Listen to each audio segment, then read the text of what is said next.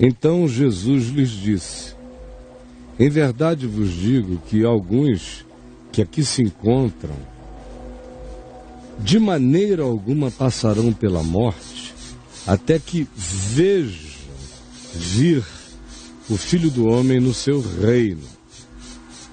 6 dias depois de proferidas estas palavras, toma Jesus consigo a Pedro e aos irmãos Tiago e João, e os leva em particular a um alto monte, no norte de Israel.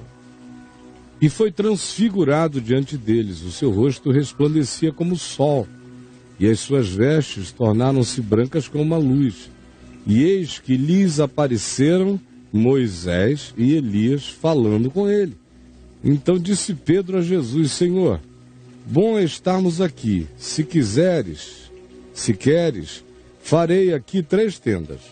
Uma será tua, outra tenda para Moisés, outra para Elias. Falava Pedro ainda, quando uma nuvem luminosa os envolveu, e eis vindo da nuvem uma voz que dizia: este é o meu filho amado, em quem eu me comprazo, a ele ouvi. Ouvindo a voz, os discípulos caíram de bruços, tomados de grande medo. Achando-se e aproximando-se deles, Jesus tocou-lhes, dizendo: erguei-vos e não tenham medo. Então eles, levantando os olhos, a ninguém viram, senão só a Jesus.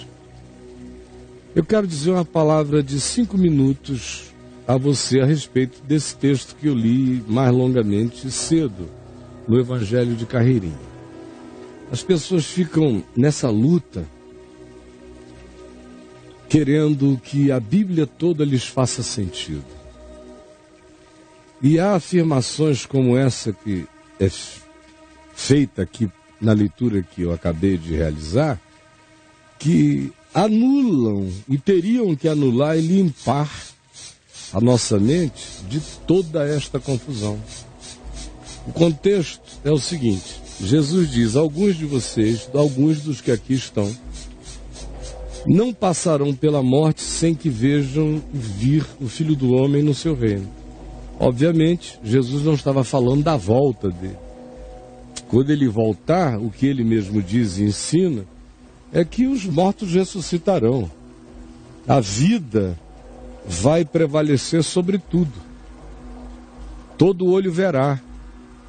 Portanto, ele aqui não está falando dessa parousia, dessa aparição, dessa volta universal e absoluta. Ele está falando de uma manifestação subjetiva do reino de Deus, de uma vinda, de uma percepção dele para alguns. Não é aquela que todo olho verá, depois da qual a morte já não existirá. Essa aqui é subjetiva, é para alguns, e depois disso morreriam. Então é óbvio que ele está construindo um cenário, preparando-os para uma visão que haveria de ser definitiva na compreensão deles. E os leva a esse alto monte, e lá aparecem Moisés e Elias conversando, diz o Evangelho de Lucas, no texto sinótico, texto paralelo a esse aqui, diz que estavam conversando com Jesus acerca da partida dele, da morte dele em Jerusalém. Essa era a conversa de Moisés e Elias com Jesus. A conversa de Moisés e Elias com Jesus era sobre a cruz. Você nunca prestou atenção nisso? Leia aí, por favor, em Lucas 9, 22 em diante.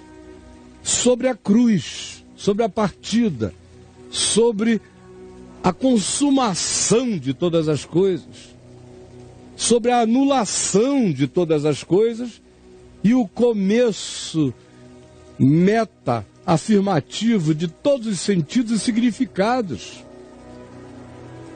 Aí Moisés e Elias aparecem. Quando eles estão vendo aquilo, Jesus glorificado, com todas as descrições aqui feitas, aquela glória no rosto, tudo isso, de repente uma nuvem luminosa os envolve. Imagine o cenário, aquela coisa absolutamente surreal. Jesus, Moisés e Elias conversando sobre a cruz. Jesus transfigurado. Moisés e Elias em estado de adoração. Os discípulos olhando em perplexidade. Uma nuvem luminosa os envolve e eles ouvem dela uma voz. E eles caem de bruços, apavorados, se cobrindo, não queriam mais ver nada. E a voz dizia: este é o meu filho amado em quem eu me comprazo. A ele ouvi. Jesus então vem e toca neles. Eles não tinham nem coragem de erguer mais a cabeça. Jesus toca e disse: não temam, não fiquem com medo. Quando eles levantaram a cabeça, olharam, não viram mais nada, viram só Jesus. E a voz dizia: este é o meu filho em quem eu me comprazo, a ele ouvi. Eles levantaram e não viram mais Moisés, não viram mais Elias, não viram mais ninguém, viram só Jesus. O que você acha que o Evangelho também está querendo ensinar com isso? Dá para ter lugar para Moisés e Elias depois de Jesus glorificado? Ou acaba tudo? O que o Pai diz? Eis a tríade dos santos, ouvi-os. É isto? Não. É meu filho, ouçam meu filho. Não é Moisés, não é Elias, é o meu filho, a ele ouvi. Meu prazer está nele, todo o meu prazer, a ele ouvi. O que você quer mais? Quer brigar com quem? Com o quê? E você se diz discípulo de Jesus e gostaria que Moisés ficasse em vigência, que Elias ficasse em vigência, que todo mundo ficasse em vigência. Jesus não basta, não é? Aquele em quem o Pai diz: a ele ouvi, porque nele eu tenho todo o meu prazer, não é suficiente para você? I rest my case. Pelo amor de Deus, onde é que vocês estão com a cabeça que não enxergam isso? Jesus é tão simples, mas tem um véu. Tem um véu. O véu de uma idolatria, de cultos religiosos. Um véu que desenha, que cobre a cara das pessoas com as imagens do panteão dos seus deuses. E eles não enxergam o único, o unigênito, em quem está todo o teu prazer, acerca de quem tu dizes: a ele eu ouvi. Depois do que Moisés some, Elias some, todo mundo desaparece e fica só Jesus. Eu te imploro, Pai, traze esta revelação. Não podia ser mais óbvia nem mais simples. Abre o entendimento para que compreendam e sejam salvos. Porque quem não ouvir apenas a Jesus e não aprender qual é o teu prazer nele, para oferecer-se, para existir como um filho do prazer de Deus, seguindo Jesus, não vai conhecer paz jamais. Disso temos certeza. Abre o entendimento agora.